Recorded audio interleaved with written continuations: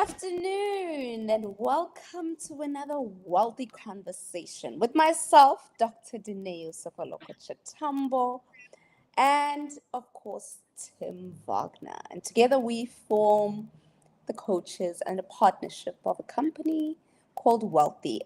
We have been doing a series of interesting interviews with some HR managers throughout South Africa, and abroad. So we've been getting various insights around employee well-being initiatives and just the workplace dynamics and the health of employees. It's been a very interesting time with some very insightful and controversial insights.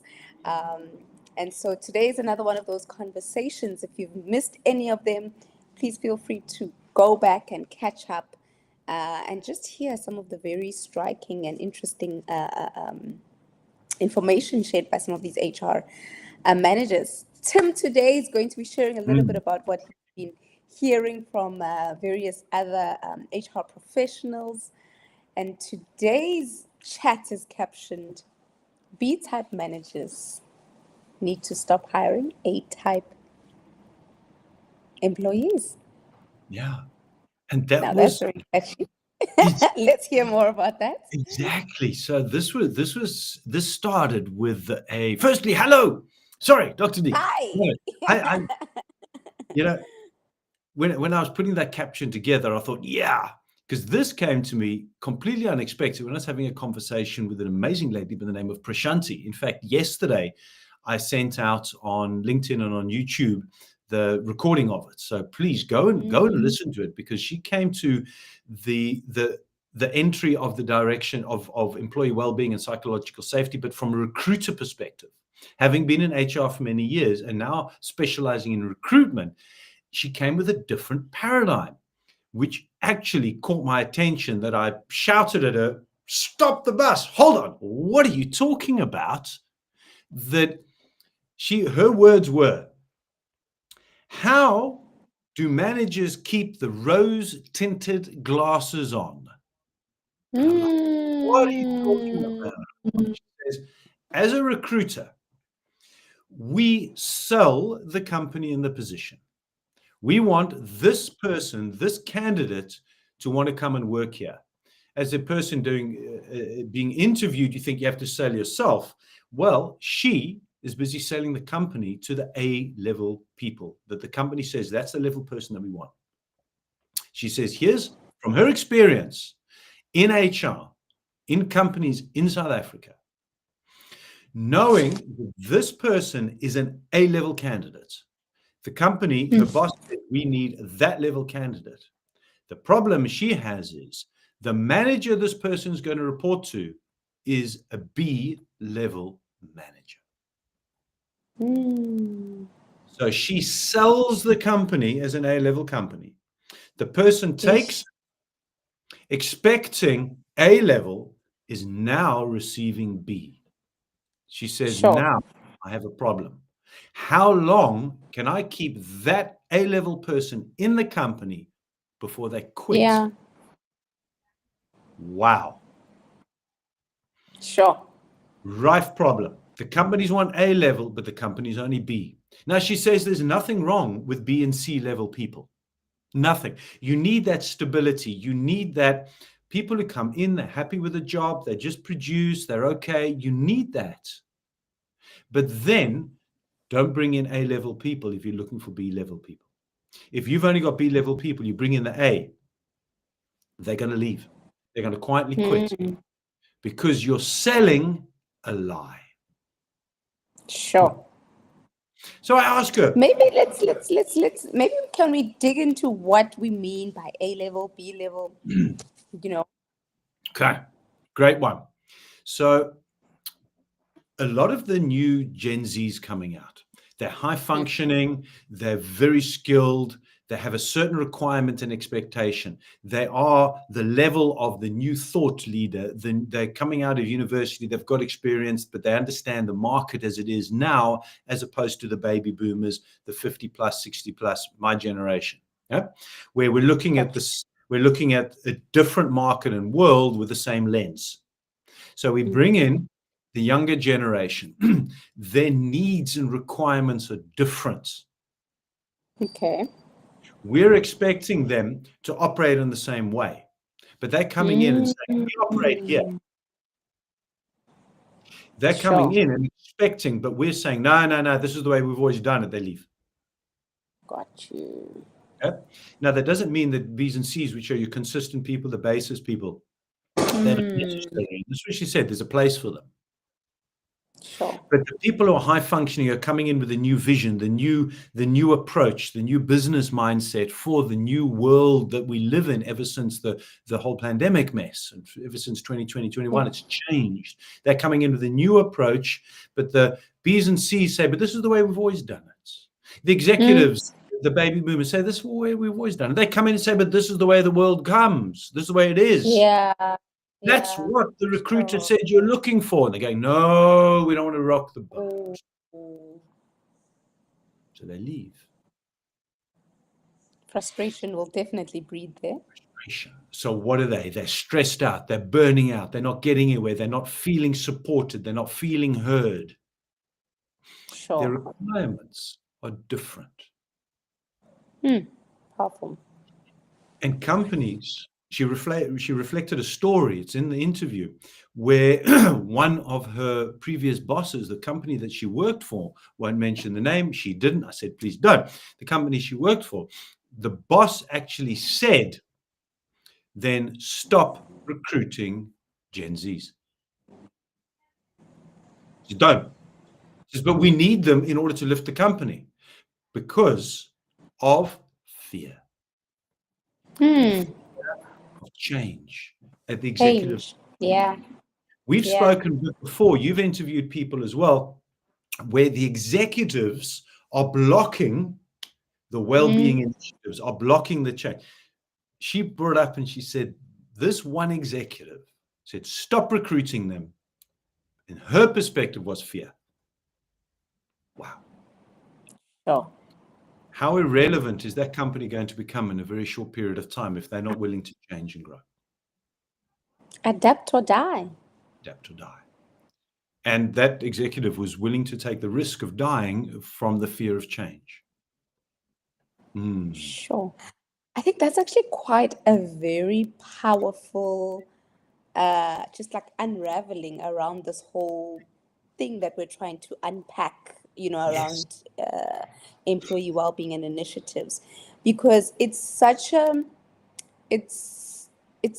powerful thing that we probably don't see, when we think about why employee well-being initiatives are not working. We're probably thinking, they're not well structured, they don't look to the needs of the whatever, but it's so powerful to actually recognize that there also could be an element of fear from the actual executives who give way for these things, right? Because of fear of adapting, of change, of doing things in a new way that now applies to the new challenges that employees now face. Okay. So that speaks to what is actually causing the fear. Right. I like this because now it's unpacking a lot of dynamics to this one challenge that initially looks unifaceted, like it's just the employee well-being program that's failing. But now we pack more of what we discussed, and I had another discussion with Jackie. It led to sort of a similar direction, where what these two ladies are saying, hugely skilled in HR, hugely skilled in recruitment, many years experience, they're saying employee well-being, or the need for the psychological safety, or that requirement, which is so much needed in the world, can, to a large extent, not completely, but to a large extent, be circumnavigated, or the depth of it is less when you have the right people coming into the right seat on the bus. It starts at recruitment. Recruit the wrong people, they need more psychological safety, more well-being. Have the right people come in. And what Prashant spoke about was personas. Each position requires a different persona. Underneath that persona is then that individual's requirements in well-being and psychological safety. She says it breaks down and down and down. There isn't a playbook, 10 points to effective well-being and psychological safety in corporate. It doesn't exist. Man, it would be wonderful if you and I could interview and say, That would these be great, points. right? She says it breaks That's a down, fantastic idea. it goes down and down and down.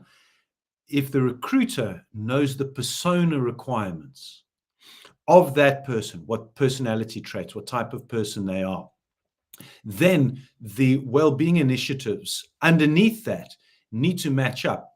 Go back to Gen Zs. Gen Zs need that psychological element. Why? It's how they've been built. It's who they are. Mm, The requirements for them of that more honest, trustworthy, direct yes. connection is there, and they're not going to accept the status quo. Anything less. They're not going to accept it. It's their needs. The need to understand the dynamic of the Gen Z mom. Mm, Mom needs to pick up the kids from school at 3:00, but they have to work till 5. That Gen Z mom will be way more committed if you allow her to go pick up her kids from school, go home, spend 2 to 3 hours with the kids. They'll work 4 hours that night. Sure. Embrace the hybrid where possible. Because that's their need. Now, go back the baby boomers. My mom, there was no expectation to pick up the kids. They'd work because there wasn't the internet. There wasn't the ability to do it. So me as now a 54-year-old requiring the 20-something-year-olds and early 30s moms to operate the same way as I operated when I first started, or my mom operated, is different. The requirements are different.